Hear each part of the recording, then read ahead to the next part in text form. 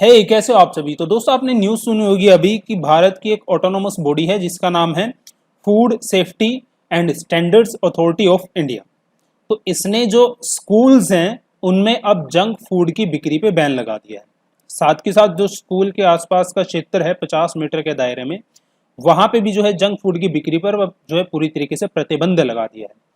तो ये फसई है क्या और ये किसके अंडर काम करता है, फसई कैसे अस्तित्व में आया, भारत में ऐसा कौन सा एक्ट है जो फसई को पावर देता है।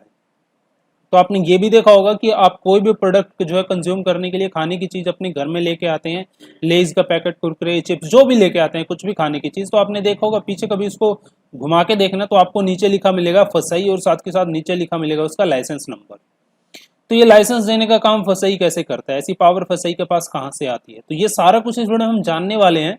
तो चलिए इस वीडियो को शुरू करते हैं और आगे बढ़ते हैं। तो सबसे पहले हम जानते हैं फसई के बारे में। सो फसई दरअसल मैं आपको एब्रीवेशन यूज कर रहा हूं, किसकी abbreviation, food safety and standards authority of India. तो इसकी शॉर्ट एब्रीवेशन में यूज कर रहा हूं फसई। ठीक है, जो फसई है वो ministry of health and family welfare के अंदर काम करता है। ओके, अब फसई अस्तित्व में कैसे आया, 2006 से पहले तो फसई अस्तित्व में था नहीं।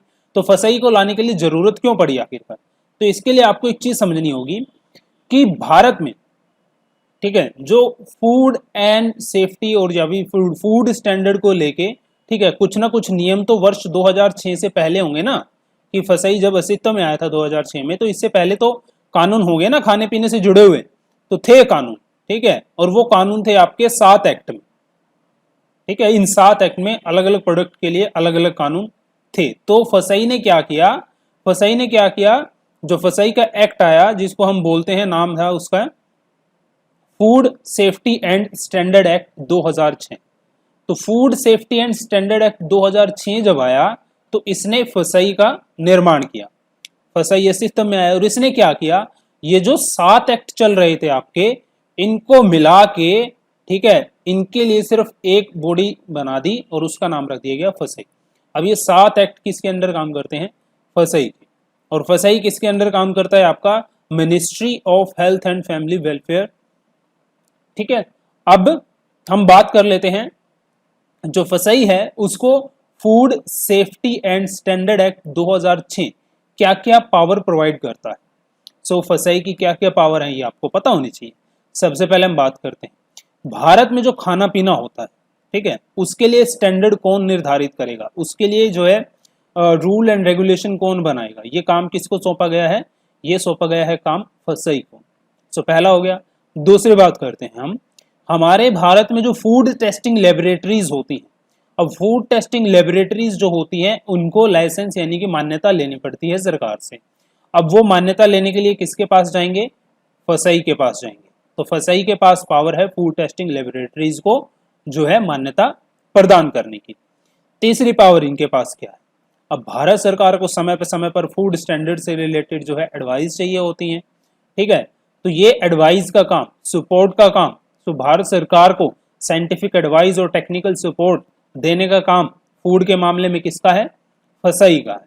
इसके बाद हम बात करते हैं कि भारत के अंदर कि एक international technical standard of food establish हो। ठीक है, इसके लिए डेवलपमेंट, इस डेवलपमेंट को करने के लिए जुम्मा किसको सौंपा गया है, ये काम सौंपा गया है फसई को।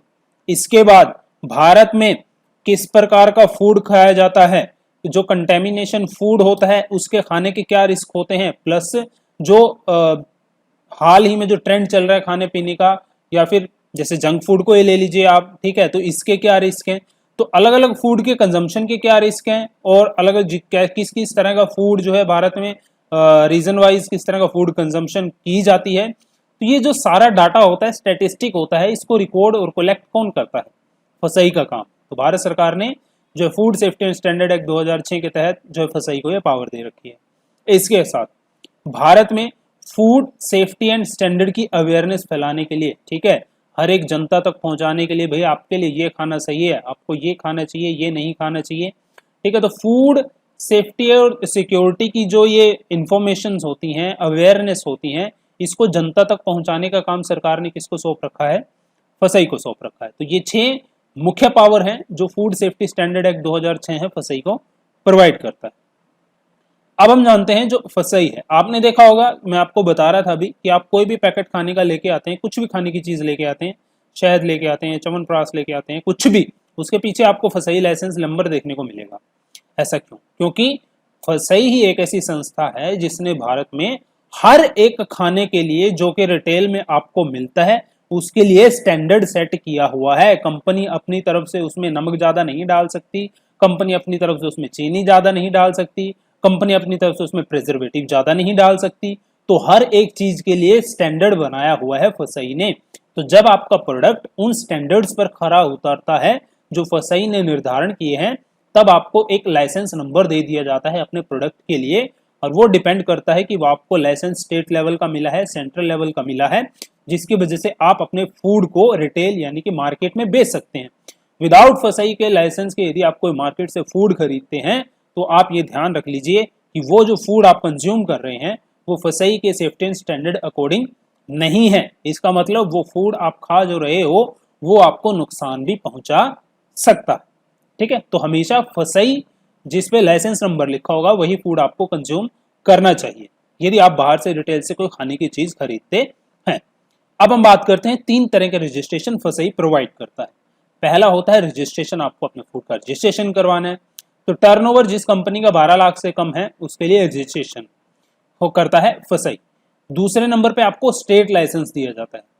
तो स्टेट लाइसेंस आपको कब मिलेगा? जब आपकी कंपनी की जो प्रोडक्शन है, टर्नओवर है, वो 12 लाख से 20 करोड़ के बीच में, तब आपको स्टेट लाइसेंस अपने प्रोडक्ट के लिए आपको दे दिया जाएगा।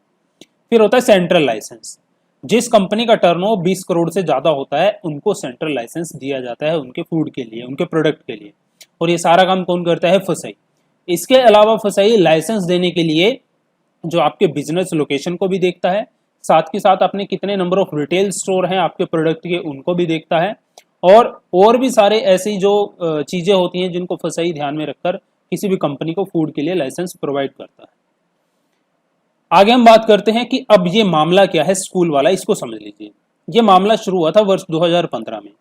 दिल्ली हाई कोर्ट 2015 में जो फसई होती है उसको दिशा निर्देश देती है कि स्कूलों में ये जो जंक फूड बिकता है, स्कूलों के आसपास ये जो जंक फूड बिकता है, इस प्रक्रिया को आप रेगुलेट करें। तो इसमें फसई को जो है दिल्ली हाई कोर्ट की बात माननी पड़ती है और फसई अपनी एक कमेटी गठित करती है।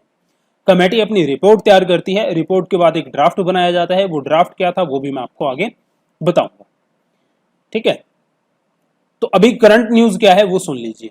करंट में जो सीईओ हैं, सीईओ जो फसई है उसके सीईओ हैं, उनका नाम है अरुण सिंघल। ठीक है, सो अभी उन्होंने क्या कहा है, उन्होंने क्या है कि जो जंक फूड है, अनहेल्दी फूड है, वो स्कूल की कैंटीन में नहीं बेचा जाएगा और जो भी अदर एजुकेशनल इंस्टीट्यूट हैं उनमें जंक फूड अब नहीं बेचा जा सकता उनकी कैंटीन में। क्योंकि इससे जो बच्चे होते हैं उनके फिजिकल प्लस जो मेंटल हेल्थ होती है, ठीक है, वो प्रभावित होती है। जंक फूड नुकसान पहुंचाता है, आलस पैदा करता है, मोटापा, ओबेसिटी की प्रॉब्लम जंक फूड से ही आती है। सो स्टूडेंट्स के लिए ओबेसिटी, मोटापा, आलस, ये सारी चीजें और हाई फैट के प्रोडक्ट्स जो होते हैं स्टूडेंट्स को नुकसान पहुंचाते हैं, उनकी एनर्जी को लो करते हैं। तो इसलिए जो अरुण सिंघल हैं, जो आप सीधा कह लीजिए फसई है, फसई ने ये सीधे दिशा निर्देश जारी किए। अब हम बात करते हैं इसके अलावा और क्या कहा गया है। इसके अलावा ये कहा गया है कि जो स्कूल है उसके 50 मीटर के अंदर जो दायरा है इसके अंदर कोई भी जंक फूड की बिक्री नहीं कर सकता। ठीक है, कोई भी कंपनी इसके अंदर एडवर्टाइज अपनी जंक फूड की नहीं कर सकती। और क्या क्या गाइडलाइन है वो भी आप देख लीजिए एक बार। तो मैं आपको बता रहा था कि जो ड्राफ्ट बनाया गया था फास्ट फूड को लेके स्कूल प्रेमाइसेस में बैन करने के लिए, वो नवंबर 2019 में रिलीज किया गया था।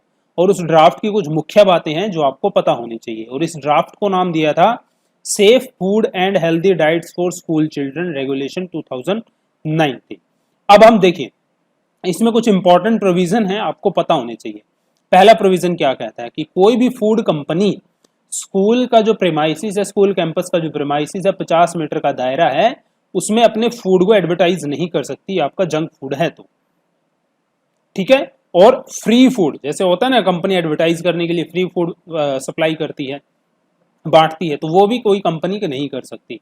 दूसरा इसमें इंपॉर्टेंट रेगुलेशन है कि जो कंपनियां हैं जंक फूड बनाती हैं, ठीक है, कोई भी कंपनी वो अपने लोगों का इस्तेमाल अपने प्रोडक्ट का नाम, मान लीजिए कोई बर्गर बनाने वाली कंपनी है तो वो बर्गर का नाम या बर्गर का लोगो, इसके साथ जो उसके ब्रांड का नाम है, उसको जो एजुकेशनल मटेरियल है, कोई भी एजुकेशन मटेरियल हो गया, स्कूल की बस हो गई, बिल्डिंग्स हो गई, एथलेटिक्स फील्ड हो गई, वहां पे आप यूज नहीं कर सकते, ये सीधा सीधा मनाही है। यदि आपको ऐसा अपने रियल लाइफ में देखने को मिलता है अपने स्कूल में आसपास, तो उसकी शिकायत आप सीधा फसाई से कर सकते हैं। ठीक है।